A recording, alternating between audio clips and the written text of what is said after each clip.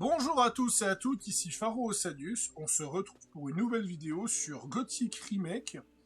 Donc comme je vous l'avais dit, j'ai terminé le remake de Black Flag, je suis donc parti sur le remake de Gothic, un des jeux que j'avais fait en 2016.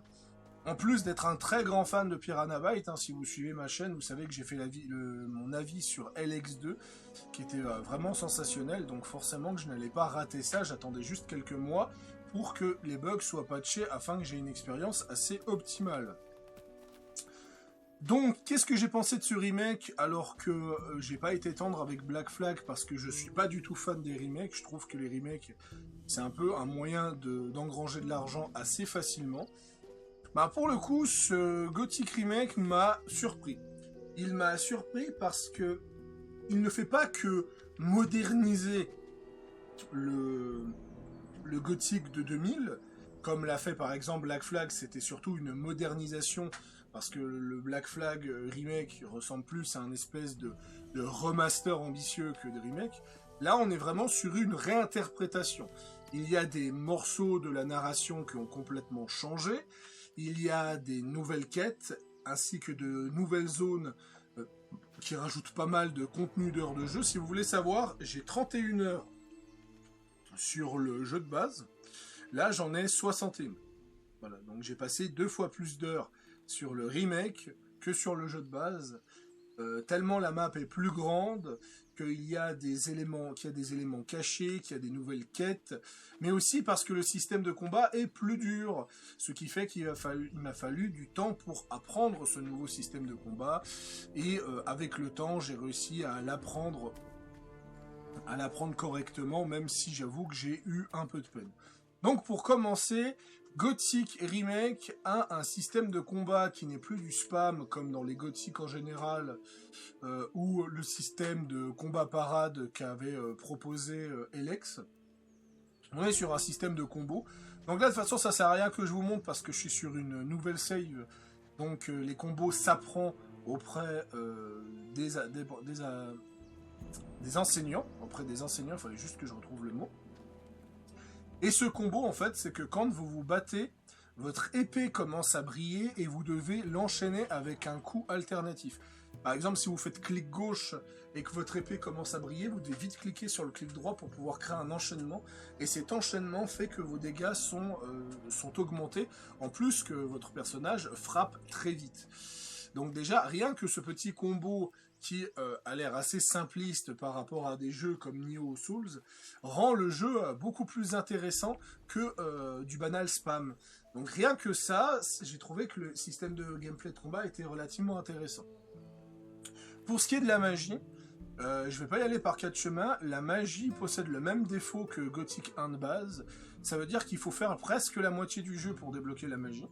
Ce qui, à mon sens, est un vrai problème de progression, parce qu'on est obligé d'investir des points dans le gameplay au corps à corps pendant presque la moitié du jeu, parce qu'on ne peut pas utiliser de magie, on a juste un petit projectile de feu qui va grandement servir, parce que c'est vraiment un sort qui est très efficace.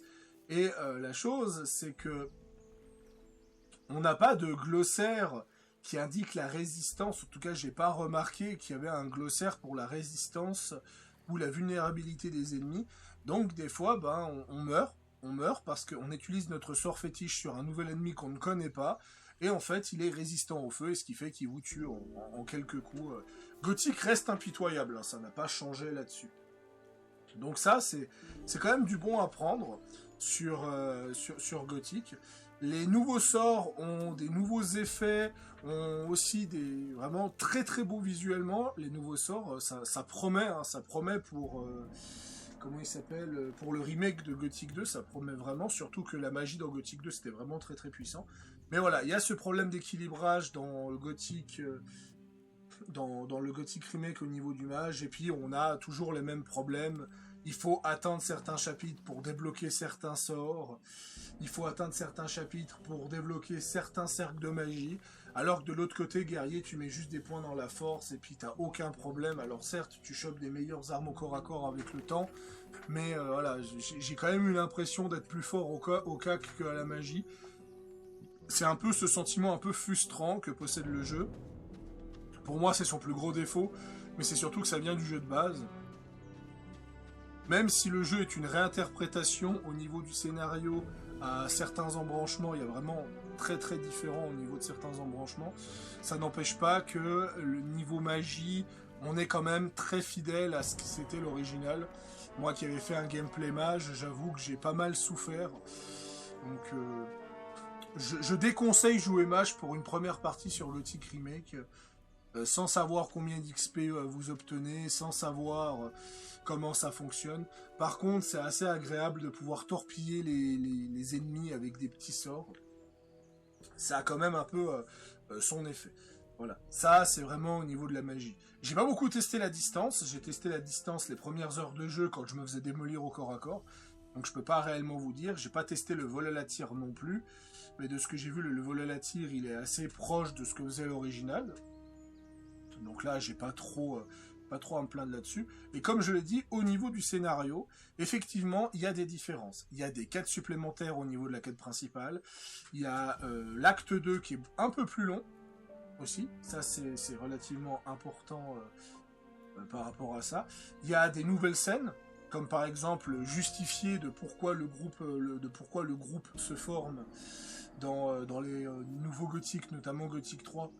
Là, on a vraiment une explication de pourquoi le groupe se forme dans Gothic 1, donc c'est vraiment très très agréable. Vous savez pas, si vous ne savez pas de quoi je parle, je reste flou pour ne pas spoil. Mais en tout, vous avez un groupe d'amis, et il y a une justification qui est quand même beaucoup plus poussée là-dessus. Et ça fait grandement plaisir. Il y a aussi un nouveau système de dévaluation économique. Alors personnellement, je trouve qu'il est plus pénalisant qu'autre chose, parce que si vous dépensez 800 minerais pour la chasse, elle va très tardivement être rentable. En fait, si vous ne chassez pas les requins des marais, il est même possible que vous ne soyez quasiment presque jamais rentable, parce que dès que vous dépensez 3 ou 4 griffes, on passe à 0 d'économie pour les griffes. Donc honnêtement, ça c'est un petit peu le problème. La dévaluation économique est peut-être un petit peu trop forte, mais dans l'ensemble c'est cool d'avoir proposé de nouveau une mécanique pareille. Alors apparemment, de ce que j'ai entendu dire, c'est une mécanique qui aurait été très populaire sur un mode de Gothic 3, donc à voir s'ils se sont pas inspirés. Pour ce qui est le crochetage, voilà, le crochetage. Le système de crochetage est très complexe, avec un vrai système de gonds où il faut vraiment retenir, c'est plus un jeu de mémorisation. À mon sens, il est très bien. Le souci, trop long. Beaucoup trop long, le système de crochetage. Il faut compter entre 5 et 10 minutes pour un coffre. Quand vous n'êtes pas habitué au système, peut-être 2-3 minutes quand vous êtes habitué au système. Le problème, c'est que si vous tombez sur une salle avec 4 coffres, et que vous êtes assez mauvais au crochetage, vous pouvez passer presque 1 heure dans cette salle. Donc moi j'ai mis un mode. Honnêtement j'ai mis un mode. D'ailleurs on peut le voir quand j'appuie sur F2. Voilà, quand j'appuie sur F2 justement, XP modifier, ça c'est pour ma future partie, et le lockping setting.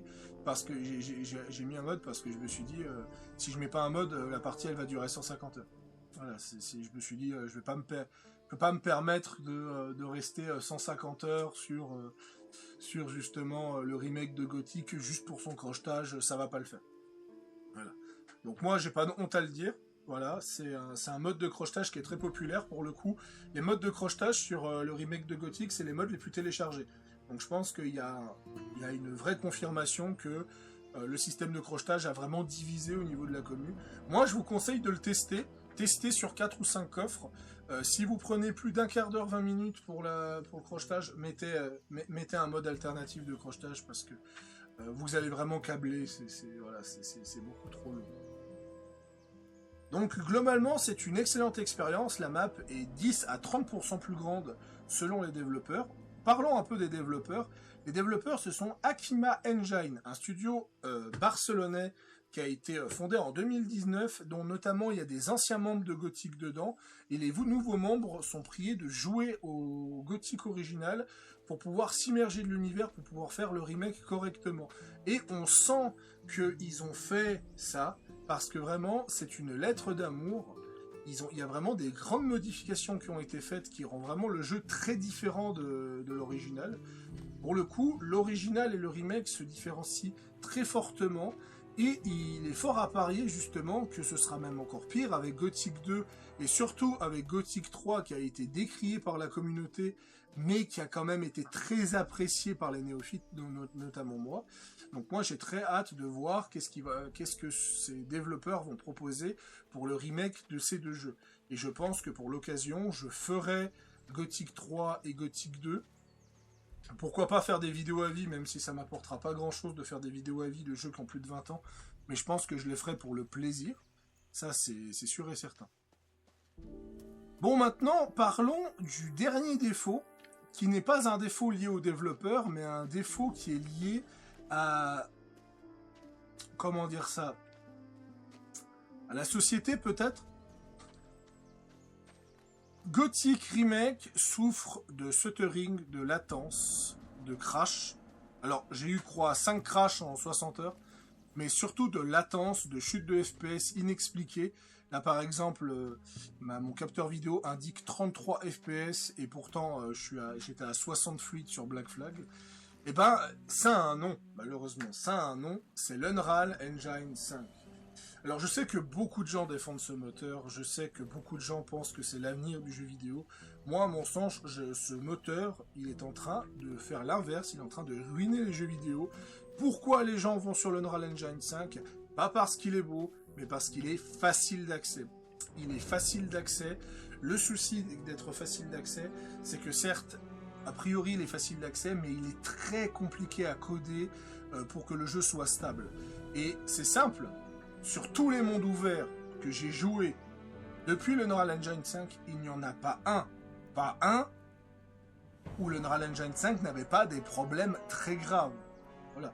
Là, vraiment, chute de FPS assez grave, gros problème d'optimisation. Ça, de nouveau, c'est un problème qu'il y a avec le Unreal Engine 5. Ça fait vraiment des années que je commence à tirer la sonnette d'alarme sur les streams de Valkania ou même sur quelques vidéos que comme quoi ce moteur commence à vraiment poser problème. Et tous les problèmes du remake de Gothic viennent là-dessus au niveau de la performance.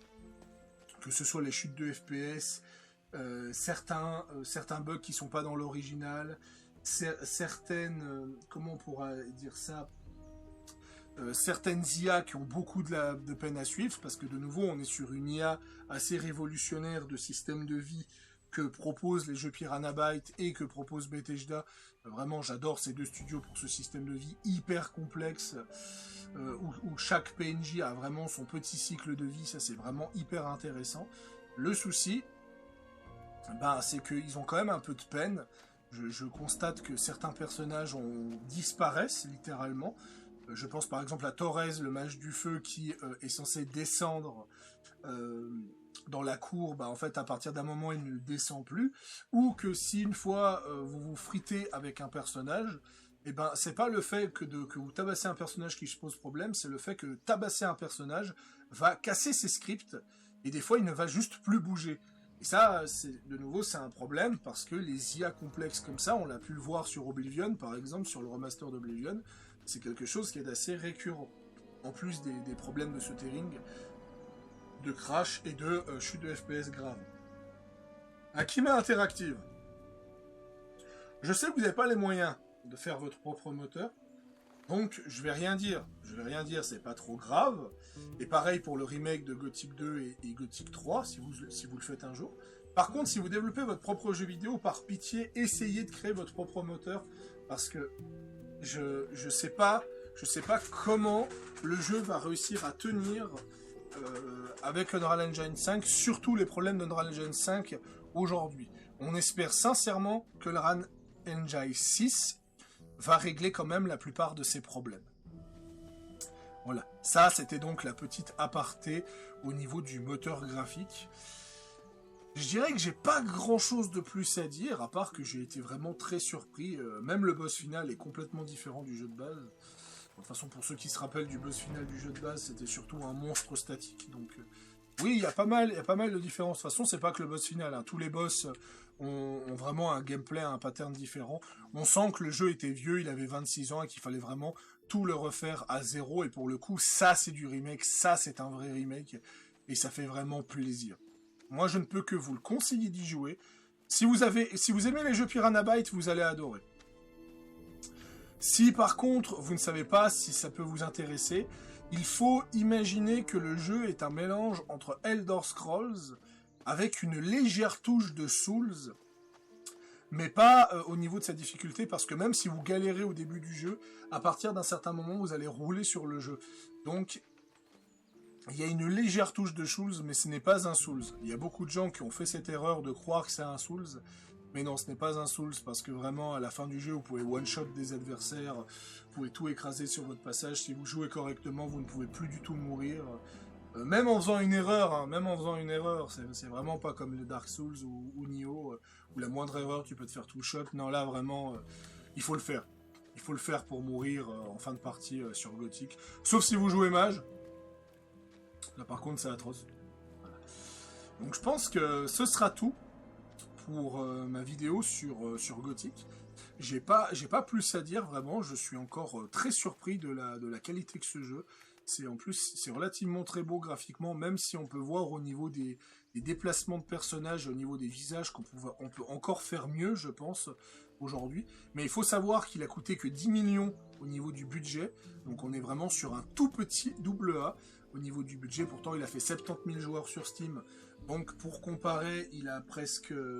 sur le long terme, si on essaie de faire à peu près des calculs un petit peu aléatoires, il a fait plus de chiffres que Shadow. Shadow, globalement, il a fait dans les 4 millions d'exemplaires au bout de 2-3 ans.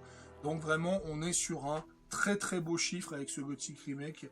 Et dès qu'ils auront réglé le problème du mage, réglé le problème du moteur, je pense sincèrement que le Gothic 2, qui est le préféré de toute la communauté, qu'il faut vraiment que je fasse un jour, je sens que ça va cartonner, ça va exploser. En tout cas, merci à Kima Interactive pour avoir fait ce jeu. Vous pouvez être fiers de vous, vraiment. Je dis pas ça à tous les développeurs, pour vraiment être fiers de vous, parce que même si Piranha Bytes n'existe plus, et je sais qu'il y a des anciens du studio dans votre entreprise, ils doivent être fiers d'avoir vraiment rendu ces lettres d'honneur à Gothic, et étant donné que Piranha Bytes a fermé, peut-être que vous avez récupéré les droits de Elex ou de Ryzen, et qu'il y a des anciens devs de Piranha Bytes, donc peut-être que, je sais pas, à tout hasard, on aura peut-être un jour LX3. Ça me ferait vraiment plaisir. En tout cas. Allez, à plus tout le monde. Merci d'avoir écouté cette vidéo. À la prochaine.